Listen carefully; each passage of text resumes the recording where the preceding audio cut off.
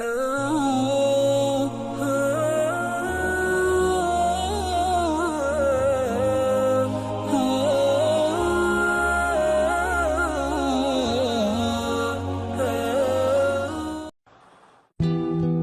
ada yang bertanya, Ustadz, kalau melihat ruh orang yang telah meninggal dunia sebelum kita, bapak kita muncul di dalam mimpi, ibu kita muncul dalam mimpi, itu benar atau tidak?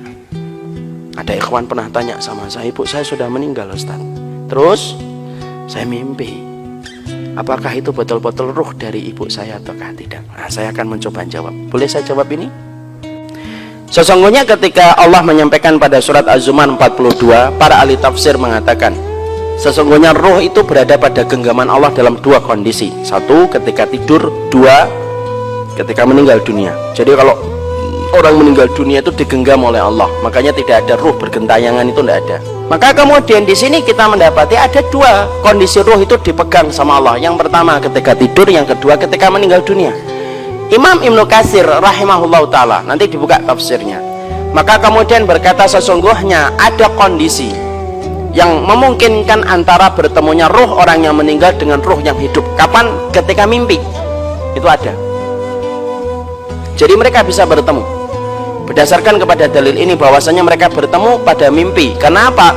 Allah menggandingkan kalimat Allah menggenggam ruh orang yang hidup ketika tidur dan ruh orang yang meninggal dunia. Bedanya, orang yang mati kalau meninggal dunia tetap digenggam dan tidak bisa balik, makanya dinamakan barzakh. Antum tahu kenapa dinamakan barzakh? Surah Al-Mu'minun ayat yang ke-100 diterangkan, barzakh itu tembok yang tidak bisa ditembus, itu namanya barzakh.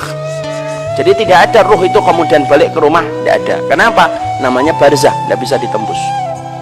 Nah, ruh orang yang tidur dikembalikan ketika saatnya bangun. Antum dengar alarm, bangun, kencing, tidur lagi. Nah, itu kemudian dibangunkan itu. Maka kemudian itu ruh.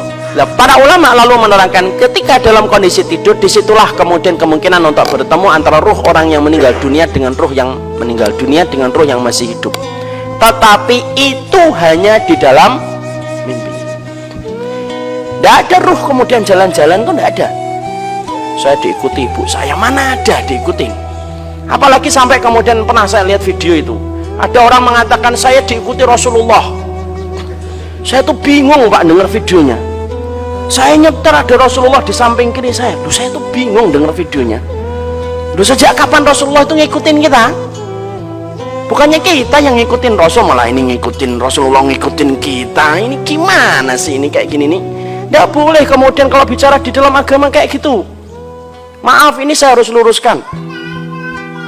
Ada orang ngaku Rasulullah ngikutin saya kemana-mana. Itu ketika saya dengar itu bingung kepala saya itu. Karena tidak mungkin lah Rasulullah itu ngikutin kita, itu tidak mungkin. Kita yang ngikutin Rasul, bukan kemudian Rasulullah ngikutin kita. Dan orang yang paling berhak untuk kemudian diikuti Nabi itu ya harusnya Abu Bakar, teman dan sahabatnya. Ya atau tidak pak? Jangan bicara sesuatu yang sifatnya nanti akan menumbuhkan fanatisme buta kepada seseorang itu, dan itu tidak benar. Sekarang mari kita kembali, bagaimana kondisinya kalau ruh itu bertemu dalam mimpi? Kalau kita bermimpi ketemu dengan ruh orang yang telah meninggal dunia, maka pada hakikatnya itu adalah benar. Itu adalah benar.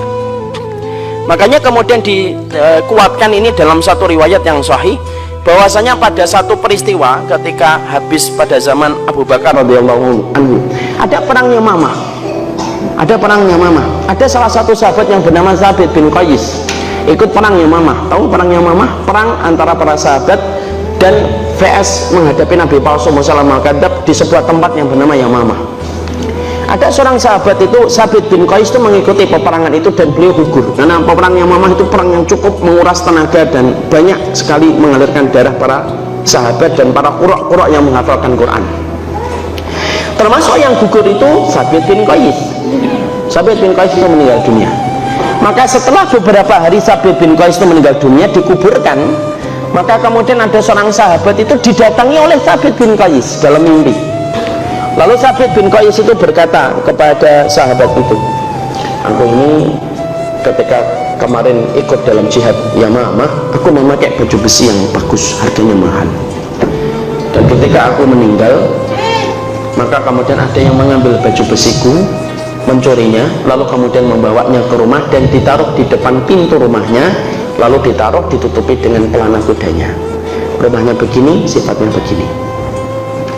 Dan tolong jangan kamu anggap ini adalah mimpi biasa. Kemudian Sabit melanjutkan, saya juga kemudian mendapatkan ada orang yang hutang kepada saya, fulan bin fulan, fulan bin fulan. Dia hutang sama saya. Maka kemudian kamu nanti sampaikan kepada Abu Bakar supaya orang itu membayar hutangnya kepada saya, supaya kemudian bisa membayarkan utang saya, karena saya punya utang sama fulan dan fulan yang lainnya. Lalu kemudian sahabat itu bangun.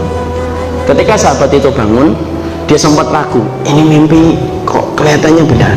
Tapi dia menyampaikan kepada Khalid, Khalid, Sabit bin Qais datang dalam mimpiku, lalu kemudian mengatakan begini dan begitu. Khalid bin Walid radhiyallahu anhu berkata, bagaimana sifat rumah yang diceritakan di dalam mimpi ini? Sifat rumahnya begini dan begini dan begini dan begini. Sama Khalid langsung beliau cari rumah itu, ketemu Pak rumahnya. Apalagi yang diceritakan, ada pelana kuda di depan rumahnya, ada pelana kudanya. Dibuka dan ternyata betul ada baju besi di situ. Diambil, dikembalikan kepada Baitul Muslimin. Kemudian sahabat tadi akhirnya mantap mendatangi Abu Bakar dan berkata, Sabit bin Qais menemuiku di dalam mimpiku. Apa yang dikatakan Sabit? Kata Abu Bakar, dia katanya pernah meminjamkan uang kepada fulan dan belum dibayarkan, padahal dia punya utang sama yang lainnya. Kemudian sama Abu Bakar disuruh kurirnya untuk menemui orang yang disebutkan oleh Sabit di dalam mimpi sahabat tadi. Ketemu orangnya, ditanya, kamu punya utang sama Sabit bin Qais? Iya. Bayar utangnya, dia telah meninggal dunia. Dibayar utangnya. Kemudian setelah itu Abu Bakar dibayarkan kepada orang yang pernah dihutangi oleh Sabit bin Qais. Pernah kamu Sabit bin Qais utang sama kamu? Iya. Berapa? Segini dibayarkan.